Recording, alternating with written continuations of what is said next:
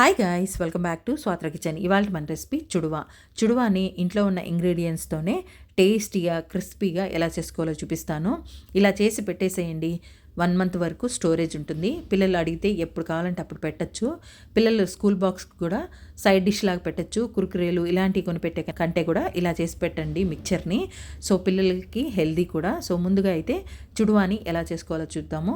Gas మీద ఒక మందంగా ఉండే కడాయిని పెట్టుకొని, కడాయి హీట్ అయిన తర్వాత అందులోకి 1 కప్పు అటుకులను వేసుకొని, అటుకులు క్రిస్పీగా ఫ్రై అయ్యేదాకా ఫ్రై చేసుకోండి.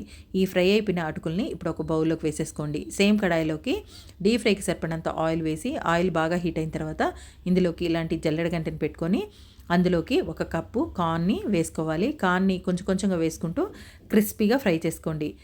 ఇలా క్రిస్పీగా ఫ్రై అయిపోయిన కార్న్స్ని తీసేసి ఇప్పుడు అటుకులు వేసిన బౌల్లోకి వేసేసుకోండి. ఇలాగే సేమ్ మిగిలిన కార్న్స్ అన్నిటిని కూడా ఫ్రై చేసేసి అటుకులు ఉండే బౌల్లోకి వేసేసుకోండి. ఇప్పుడు 1 కప్పు పల్లీలు కూడా వేసుకోండి.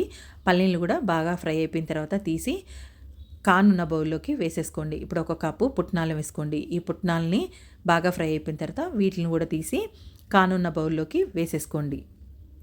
ఇందులోకి ఒక 100 గ్రామ్స్ సన్నగా ముక్కలుగా కట్ చేసుకున్న ఎండు కొబ్బరి పలుకులను కూడా వేసుకొని వాటిని కూడా రోస్ట్గా ఫ్రై చేసుకోవాలి. ఈ ఎండు కొబ్బరి పలుకులు రోస్ట్గా ఫ్రై అయిపోయిన తర్వాత తీసేసి కానున్న బౌల్లోకి వేసేసుకోండి. ఈ ఆయిల్లోకి ఇప్పుడు 2 ఆనియన్స్ని సన్నగా కట్ చేసి వేసుకొని వాటిని కూడా ఆనియన్స్ని కూడా గోల్డెన్ బ్రౌన్ కలర్ వచ్చేదాకా ఫ్రై చేసుకోవాలి. మధ్యలో ఒక 10-12 పచ్చిమిర్చి చీలికలను కూడా వేసుకొని వాటిని కూడా ఫ్రై చేసుకోవాలి. ఇందులోకి 2 రెమ్మల కరివేపాకును కూడా వేసుకోవాలి. ఈ ఆనియన్ గోల్డెన్ బ్రౌన్ కలర్ వచ్చేదాకా ఫ్రై చేసుకోవాలి.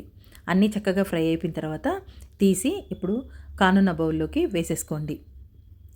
ఈ ఆయిల్లోకి ఇప్పుడు ఒక 10-12 వెల్లుల్లి రెబ్బల్ని దంచిని వేసుకొని ఈ వెల్లుల్లి రెబ్బలు ఫ్రై అయ్యేదాకా ఫ్రై చేసుకున్న తర్వాత తీసి కానున్న బౌల్లోకి వేసేసుకోండి. వేసుకున్న తర్వాత టేస్ట్కి సరిపడినంత సాల్ట్ వేసుకోండి. మీ కారానికి తగినంత కారమైనా వేసుకోవచ్చు, లేదంటే 1 టేబుల్ స్పూన్ కారం వేసుకోండి.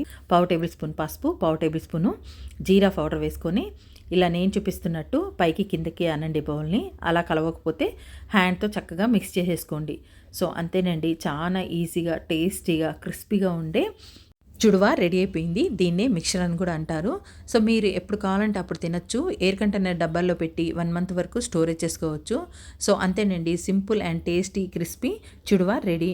సో మీరు కూడా ఇలాంటి తక్కువ ఇంగ్రీడియంట్స్తో చేసుకునే చుడువాని మీరు కూడా ప్రిపేర్ చేసి మీకు ఎలా వచ్చిందో కామెంట్ చేయండి. సో వీడియో నచ్చితే లైక్ చేయండి, షేర్ చేయండి. Thanks for watching.